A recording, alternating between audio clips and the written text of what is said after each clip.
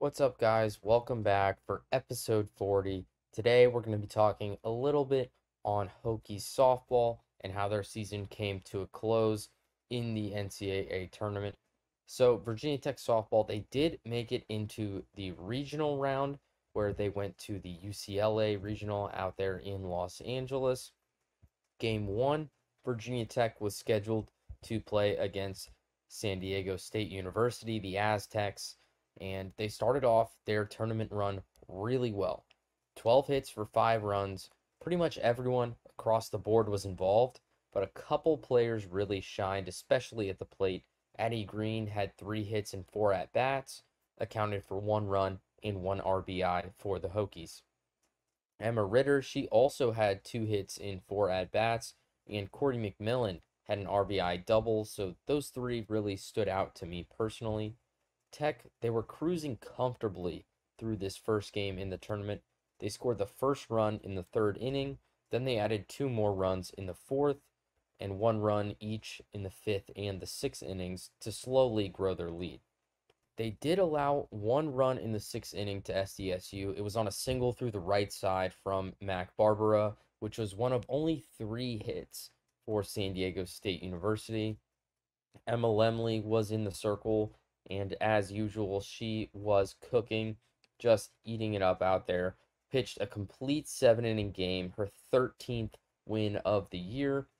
She allowed just 3 hits and 1 run for her final line with 6 strikeouts as well. Just a typical dominant day from her in the circle. Definitely gave Tech a huge advantage when she was out there, as she always does. One of the best pitchers in the nation, and she's always way up there in terms of total strikeouts. So any day when you have Lemley in the circle, you know you got an edge when you're Virginia Tech. And once again, with her out there, just huge for the Hokies defensively. It's really hard for opposing teams to get solid contact against Lemley.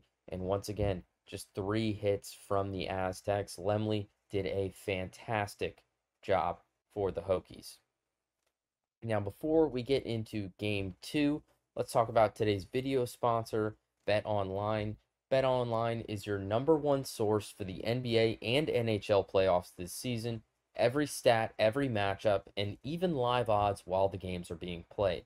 When the game's over, head on over to our online casino and get in on a game of blackjack or poker, or unwind with one of our over 150 slot games. Head to the website today to get in on the action. Don't forget to use the promo code BELIEVE, that's BLEAV, for your 50% welcome bonus on your first deposit. Bet online, the game starts here. So then in game 2 for the Hokies, they took on UCLA, and the Bruins were able to take this one. Really tight game for the Hokies, and they were right there, right up until the end. You know, the Hokies started off well against UCLA, but they weren't able to hold that momentum through the entire game. They started off with a 4-0 lead through the first 2.5 innings, and then UCLA scored 5 in the bottom of the 3rd and the bottom of the 4th to take that lead, and Virginia Tech just wasn't able to hold on to it there. So Corey McMillan started off the day for the Hokies. A 3-run homer in the first inning, a great job at the cleanup position. She has been hitting bombs all year, broke the Virginia Tech home run record. Just an incredible season for Corey McMillan after transferring over from Radford, and does it once again here against UCLA with that 3-run homer in the first inning. Great way to start off the day. Lemley got the start once again. She got out of the bottom of the first inning with just 10 pitches.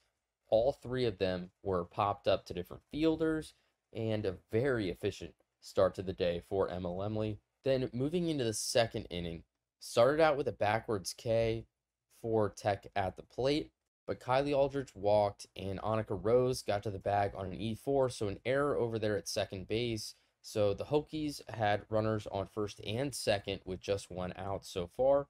UCLA went ahead and swapped pitchers. Ritter fouled the ball. That was caught. So now there's 2 outs with runners on first and second, but Aldridge was able to advance over to third on the play So it's Hokies in the corners with 2 down. Addie Green hit a single up the middle that scored Aldridge from third. So now the Hokies led 4-0. They weren't able to convert that other run, but one more for Tech. You're looking pretty good here. You're up 4-0 in the early innings, and UCLA hasn't really done much left. Great team, and certainly, they're capable of coming back into this game, but you're feeling pretty good at this point, I would say. Now, the Hokies had a close call in the bottom of the second after Megan Grant hit a single and Jordan Woolery knocked a double into left field. Grant almost made it home on the play, but Tech was able to throw her out with a cutoff from the third baseman to save that run and hold the lead at 4-0. The top of the third was 3 up, 3 down for Virginia Tech. 2 batters struck out swinging. Bottom of the third, UCLA finally got their first runs, having the lead to 4-2 on a 2 RBI single from Grant. So making up from, her getting tagged out at the plate with a 2 RBI single. That's a really good play for UCLA, and all of a sudden the lead's cut in half, just 2 runs ahead for Tech. Extremely quick top of the fourth from the Hokies at the plate, just 7 pitches to retire the side, and then UCLA tacked on 3 more runs to gain the lead in the bottom of the fourth. Big inning for them. They had 2 singles, an E7 in left field, and a sac fly brought in those 3 runs for the Bruins, now leading 5-4 after the 4th inning. Tech went ahead and subbed Emma Lemley out for Lindsey Grind in favor of a new arm, a fresher arm that hadn't just pitched a complete game the other day, and, maybe try and change some things up against the Bruins, see if they can get a couple balls past, a few more strikeouts and whatnot, because they were starting to hit Lemley and figuring her out a little bit. Virginia Tech, they had their answer in the top of the 5th on an Addie Green solo home run. She tied the game at 5-5, which was huge for the Hokies. They really needed that bump of momentum, just that little extra oomph to keep them in the game, keep them feeling good, because they hadn't scored for several innings at this point and ceded the lead. So tying it back up, it gives you a lot of hope for those later innings where you're like, okay, we still got the offense going. It's all right. We just had a couple of rough innings, but we're back better than ever, ready to end this game on a high note and get this W. So tied 5-5 after Addie Green's home run. All quiet until the bottom of the 6th inning for a little bit, where the Bruins got runners on first and third, but a foul out at the plate ended the inning without any runs scoring. So you're feeling even better at this point. The game's still tied, but you're doing pretty well. You scored a couple of big runs early on, and then that Addie Green solo home run tying the game. You're feeling decent against a really good team in the UCLA Bruins. Virginia Tech then, in the top of the 7th, they grab back the lead. Now you're feeling fantastic. You just got to get 3 outs to end this game on a high note. A great spot with just half an inning to go. Thrunk hit a single into right field, which scored Addie Green. Cameron Fagan attempted to follow behind, and she was originally called safe at the plate. There was a play, and she was clearly tagged out before touching the bag, but they called her safe for obstruction. Now, they went and reviewed that play and overturned it, and with the tag being clearly in time, it was just about the obstruction there, not the timing of the tag, and they overturned the obstruction call, so Cameron Fagan was called out, which ended the top of the 7th, Hokies up 6-5. Now, in the bottom of the 7th, with Tech up that 1 run, Grind walked the first batter, which was bad news to begin with. Walking your first batter of the inning, especially the last inning of the game, that's just kind of trouble. You don't want the opposing team to get started on a good note with a runner on base and a free runner on base at that. It's one thing if, they hit a good pitch and they get on. There's only so much you can do about that. But allowing a first leadoff walk in that last inning, that's trouble. That's something that I hate seeing. When you let that leadoff walk get in, it's just a great way to start an inning for the offense and trouble for the defense. So grind walk that first batter, and then right after a triple to tie it up. Now it's 6-6. You've got no outs and a runner on third base. This is a dream scenario for UCLA. They just need any hit to the outfield, essentially, and this game's over, assuming that runner's fast enough. The next batter up knocks a single, easily scoring the runner from third, and UCLA walks it off, forcing Tech to play Grand Canyon University in the late game. Later that night, they had just a couple hours of rest between the two games. So, all of a sudden you go from, hey, we're in a great spot. If we win this game, we move on, to now you got to play in the late game to keep playing. And, you've already thrown Lemley for 1.5 games. You've already thrown Grind for half a game. You still got Mazzarone, who is a good pitcher in her own right, but when you think of it, she's just not an Emma Lemley, not yet at least. So, and everyone being tired, not a great scenario here for the Hokies. So heading into this game against Grand Canyon University, like I said, you're feeling kind of tired. You've already played earlier that day. It's not the best scenario for the Hokies. Emma Mazzarone did end up taking the mound for 6 innings, where she ultimately let 5 hits score 4 runs and struck out 9 for her final line of the game.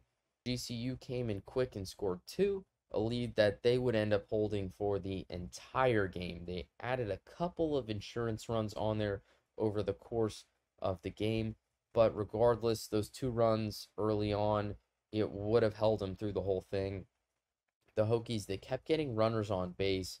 They ended up leaving 9 stranded with 8 hits to their name before the game concluded, while GCU, they only had 5 hits, but they did make them count a little bit better to score 4 runs for them.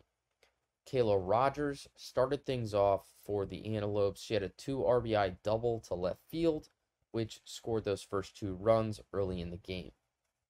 The Hokies then had 2 on in both of the first 2 innings, but they couldn't convert on either occasion, which that's 4 runners left on base right there.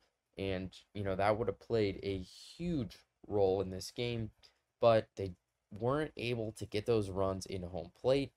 And, first 2 innings go scoreless for Virginia Tech.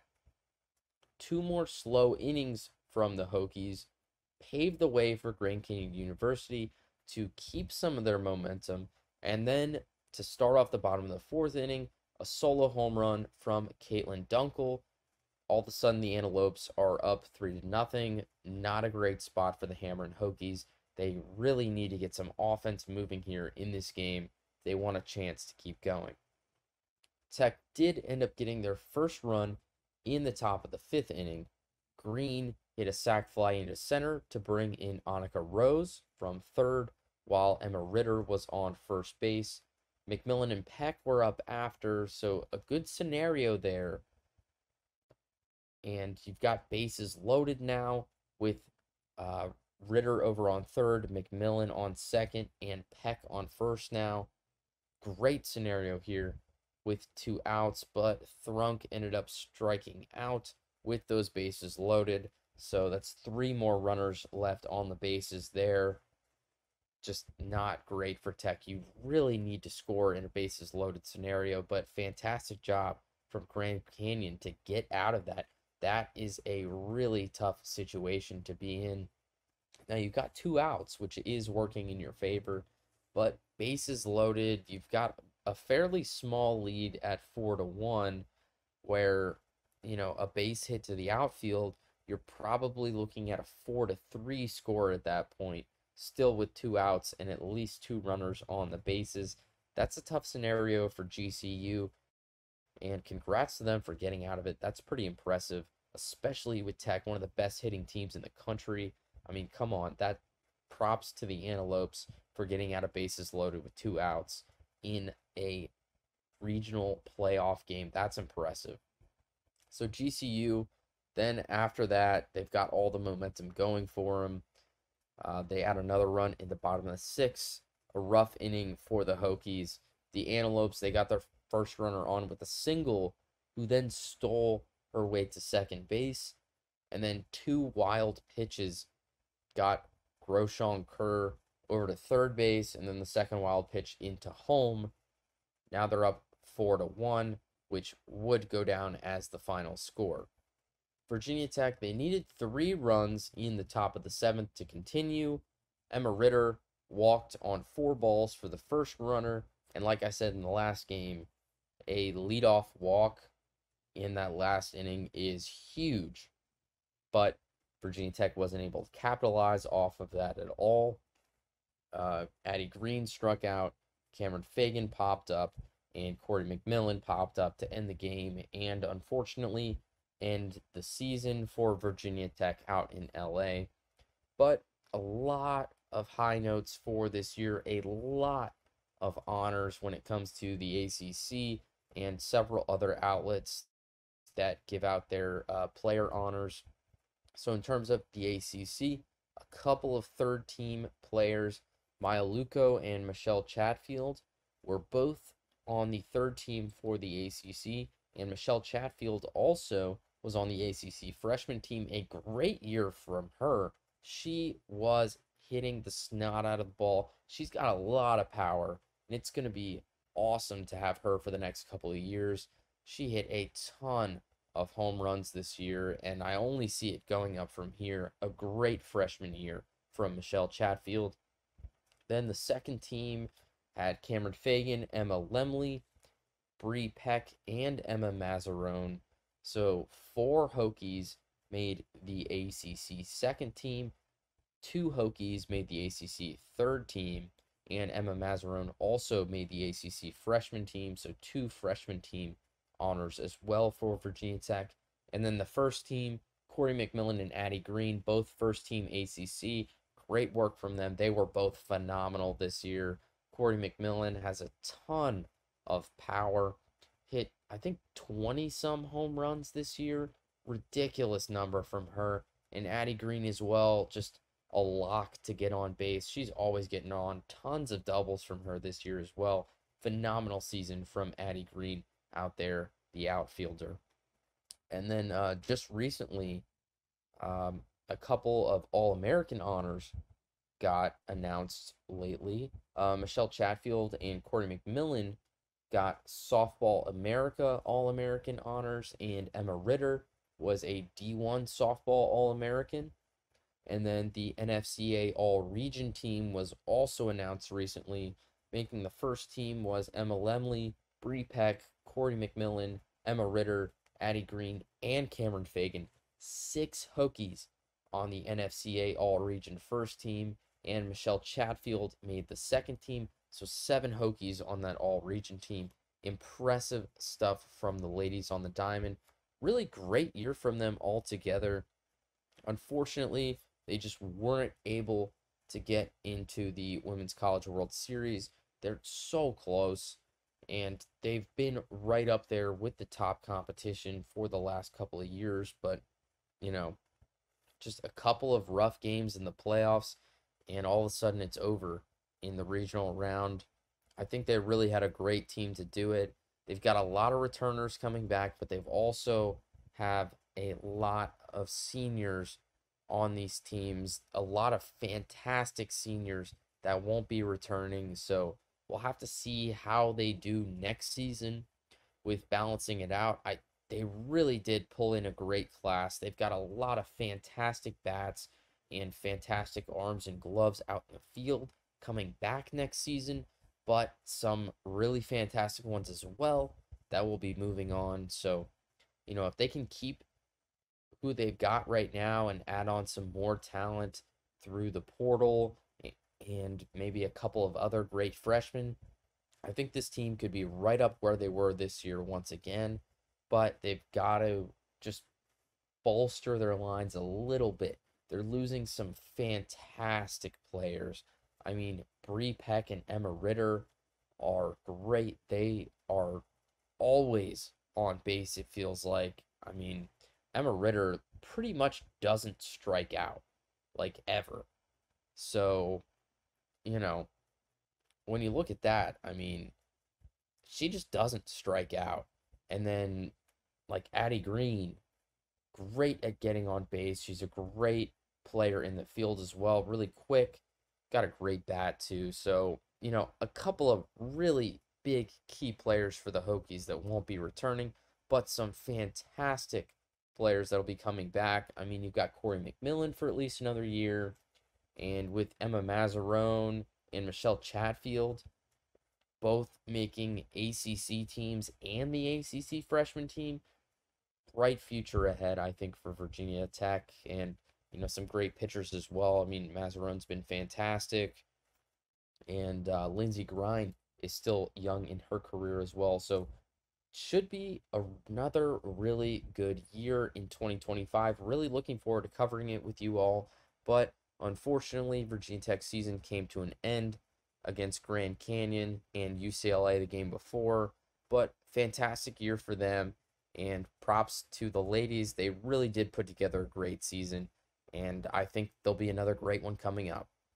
So until next time, I should be on here with another fellow broadcaster for the Morehead City Marlins, where I'm at this summer, Tommy Portella. I think we're going to talk a little bit about the baseball regionals coming up later this week, and just some games that we're excited for, some teams that we think could be dark horses, some teams that are just powerhouses like your Tennessees, some really good games to look out for, and a couple of predictions of what we think might be on the horizon for NCAA baseball this postseason. So be on the lookout for that episode later this week.